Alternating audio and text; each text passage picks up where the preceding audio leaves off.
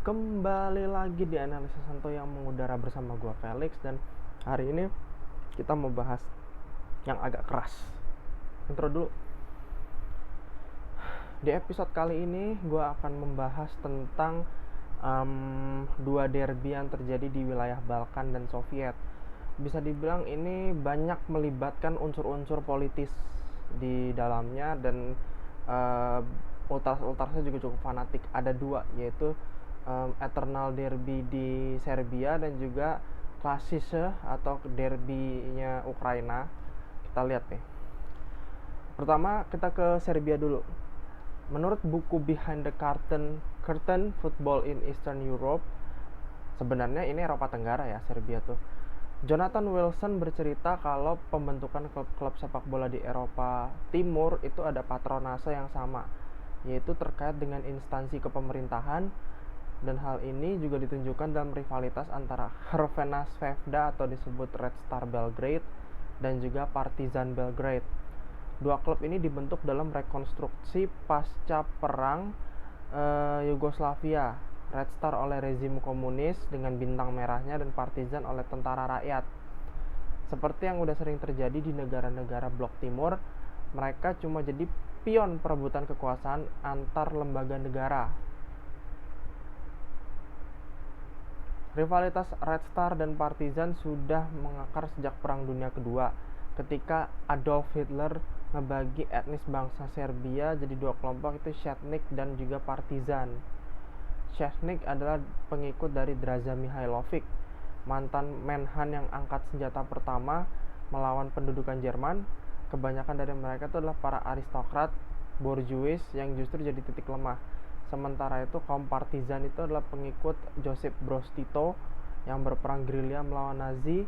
Mereka adalah rakyat jelata, petani, buruh kecil, ya intinya kaum kiri miskin yang dipersenjatai, kalau kayak di PKI tuh.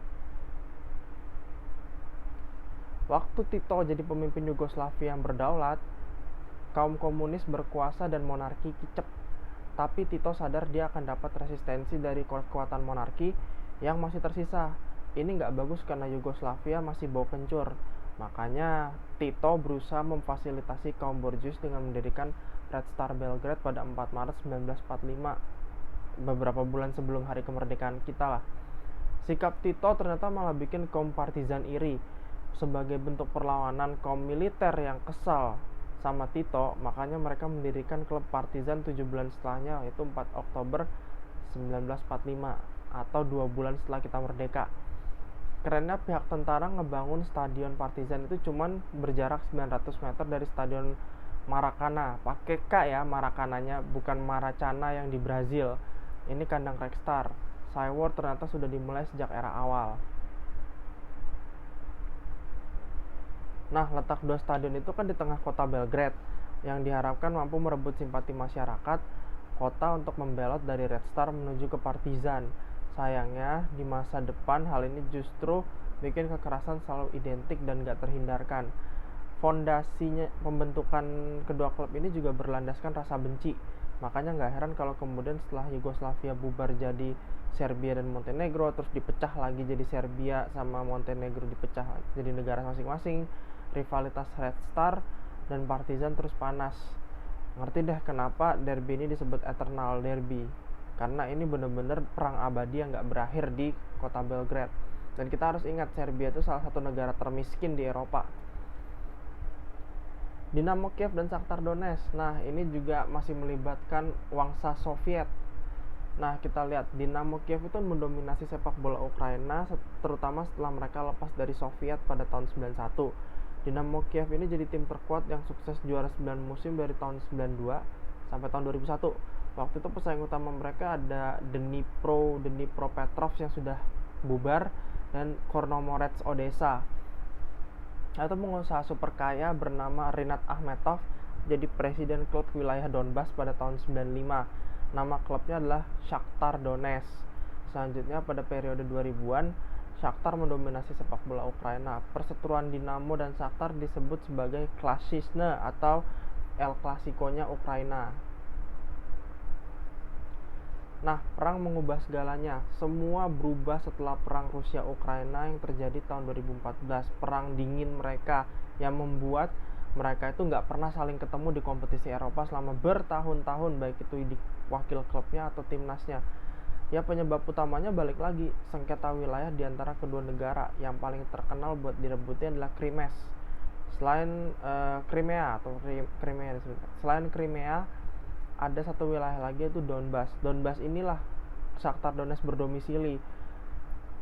Wilayah Donbas mendeklarasikan untuk lepas dari kedaulatan Ukraina dan pengen membuat pemerintahan sendiri. Dari sisi Ukraina, langkah ini dianggap sebagai makar dan juga menganggap bahwa Donbas akan dianggap sebagai negara boneka bagi Rusia. Situasi konflik ini yang bikin Shakhtar harus pindah kandang dari Donbas Arena.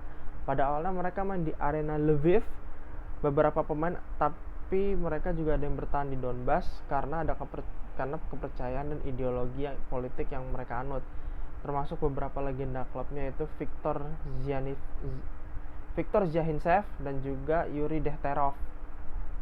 Namun ada insiden ketika para pemain Shakhtar menolak buat pakai kaos bertuliskan Glory to the Ukrainian Army. Alasannya adalah mereka nggak mau jadi bagian konflik. Akhirnya sejak 2020 semua laga kandang Shakhtar dipindah ke markas sang rival Dinamo Kiev, yaitu NSC Olimpijski. Apa sih pengaruh pindah kandangnya? Ketika main di Lvov sejak 2014, mereka masih bisa menjuarai Ukrainska Premier Liga atau Liga Ukraina. Bahkan sejak perang meletus, mereka masih bisa juara 4 musim beruntun dari 2016-17 sampai 2019-20. Tapi sejak main di Kiev, mereka cukup kesulitan. Jumlah pendukung yang hadir ke stadion makin minim, apalagi stadion yang dipakai itu kan kandang sang rival. Terbukti dengan Dinamo yang justru sukses matain dominasi Shakhtar dengan jadi juara pada musim kemarin. Dan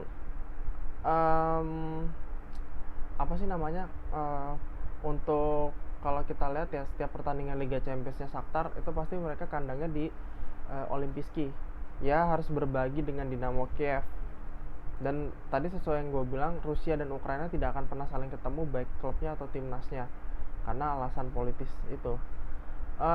Kalau kita lihat catatan gelar juara ya, semenjak terbentuknya Liga Premier Ukraina, Dinamo Kiev mencetak 16 gelar juara, Shakhtar mencetak 13 gelar juara. Sampai musim lalu pertemuan mereka tuh mereka menang Dinamo menang 25, Shakhtar menang 25, ini dan imbang 17. Bisa dibilang kedua tim ini sangat sama-sama kuat dan ya identik lah dengan apa yang terjadi di Scotland. Kalau Scotland kan tim terkuatnya cuma Celtic sama Rangers. Kalau di Ukraina tim terkuatnya ya Dinamo Kiev sama Shakhtar Donetsk doang.